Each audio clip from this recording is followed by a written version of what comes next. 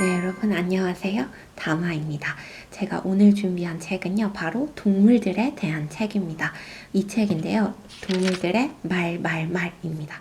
동물들의 언어에 대한 책인데요, 어, 아이고, 스즈키 도시타카님과 야마기와 주이치님이 쓰신 책입니다. 네. 작가님 성함이 너무 조그맣게 나와 있어서 가까이 가서 이제 봤어요. 이렇게 조그맣니다. 네. 이 책은요, 정말 동물들의 언어에 대한 굉장히 흥미로운 책이고요.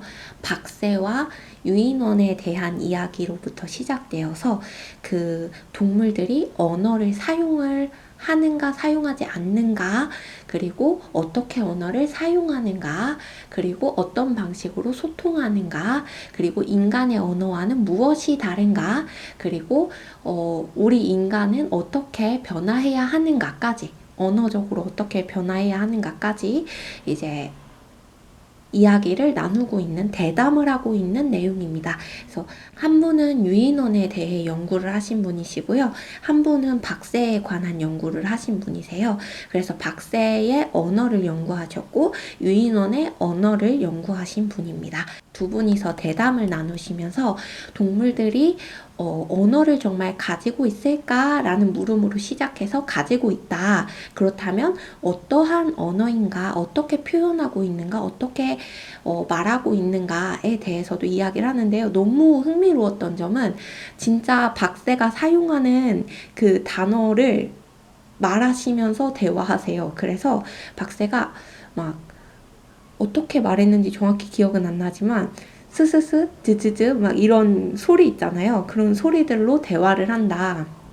근데 그 소리가 위험해, 도망쳐, 혹은 모여, 적이 나타났어, 이리 모여, 막 이런 대화를 한다는 거예요.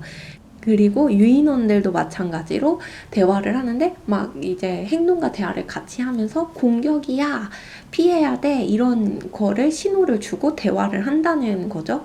그리고 가장 흥미로웠던 게 뭐냐면 그 유인원한테 수화를 가르쳤더니 수화로 자기가 겪었던 일을 얘기했다는 거예요. 너무 놀랍지 않나요, 여러분? 저 정말 충격적이었어요. 수화로 자기가 겪었던 일을 말할 수 있구나. 수화를 배워가지고 말하는구나. 그래서 자기가 과거에 겪었던 슬픈 일을 얘기한 거예요. 그래서 너무 놀랐고, 그러면은 우리 강아지, 고양이들도 자기가 슬픈 일 겪었던 거를 우리에게 우리의 언어로 표현하지 못해서 그렇지, 그들이 전부 기억하고, 그들이 전부, 슬펐다, 힘들었다, 아팠다, 이렇게 생각하고, 그러고 살고 있지 않을까.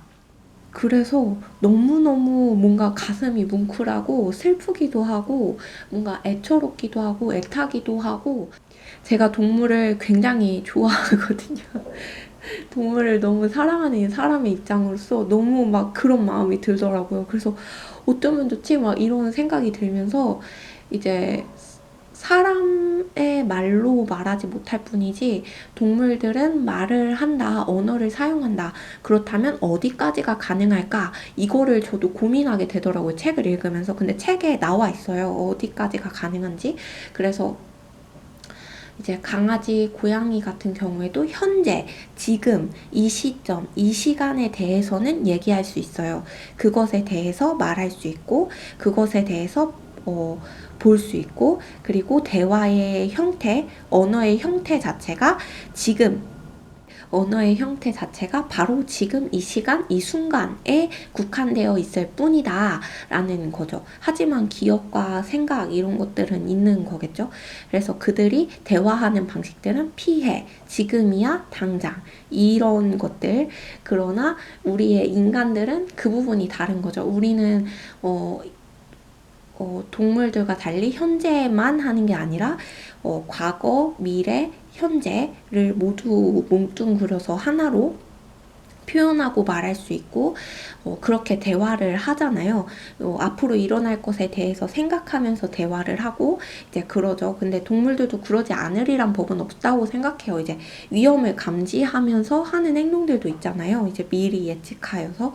그래서 물론 그게 막 시각적 정보나 청각적 정보로 이루어지는 거지만 사람도 마찬가지잖아요.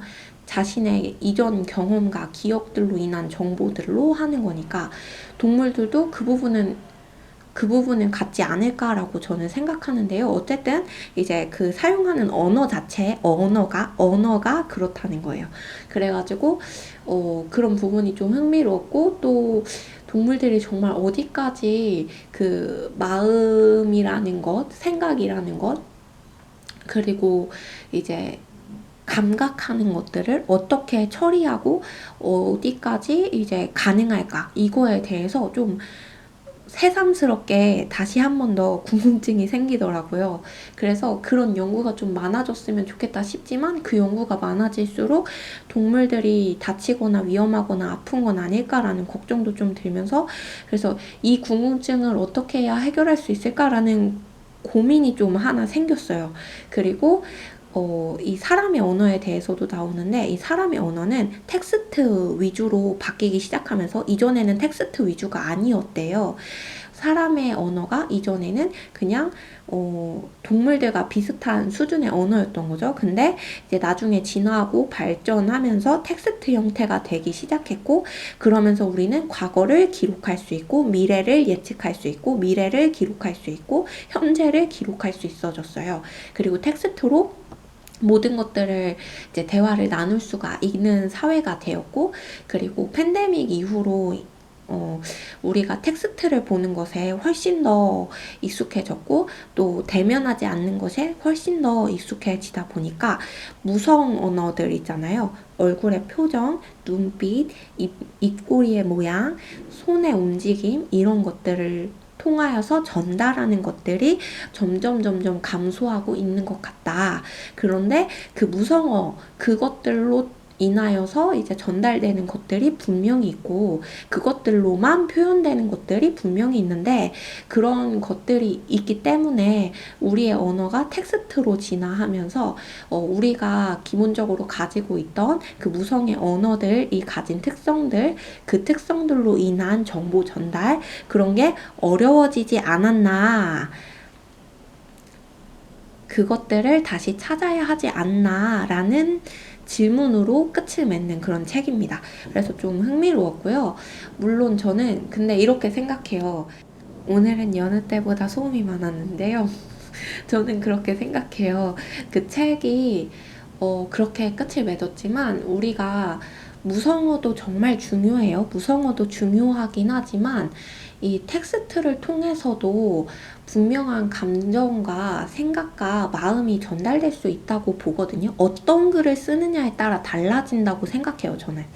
그 글이 담고 있는 어떤 시적인 은유나 시적 표현들, 이런 것들로 인해서 전달되는 것들, 그게 막 그럴 필요가 없잖아요. 그 글 자체가 일방통행일 필요는 없어요. 그 사람의 진짜 생각들, 그 사람이 하고자 하는 그 말들, 하고자 하는 그 표정들, 보이지 않는 것들을 일방적으로 그냥 콱 내리꽂을 필요는 없잖아요. 상대방이 그걸 읽고 분석하고 느끼고 생각하고 감동하고 그럴 수 있단 말이죠. 그래서 그것도 이제 이렇게 소통이 된다라고 저는 생각하는 편이고, 그래서 텍스트도 어떤 텍스트냐가 중요하다라고 생각해요. 그냥 나 밥 먹었어, 이게 아니고, 이런 텍스트가 아니라 문학적인 텍스트들 있잖아요. 그런 텍스트들은 분명히 많은 감정과 생각을 담고 있고, 분명히 전달할 수 있는 것들이 있다. 그리고 그 전달할 수 있는 것이 일방통행이 아니고 독자들을 통해서 쌍방통행이 이루어질 수 있다. 오히려 생각을 더 많이 나눌 수 있고 마음을 더 많이 나눌 수 있는 창구가 될 수 있다라는 생각을 저는 좀 합니다. 여러분은 좀 어떻게 생각하나요? 전 그렇게 생각하는 입장에서 이 책을 읽다 보니까 그 부분을 조금 간과하시지 않았나라는 생각이 좀 들더라고요. 제가 뭐라고. 그래서 네, 그런 생각이 들었고요. 너무 귀여운 책이었고 너무 재밌었고요. 진짜 짧거든요, 이 책이. 그래서 정말 훅 쉽게 읽을 수 있는 책입니다. 네, 여기까지 이야기하도록 할게요. 감사합니다.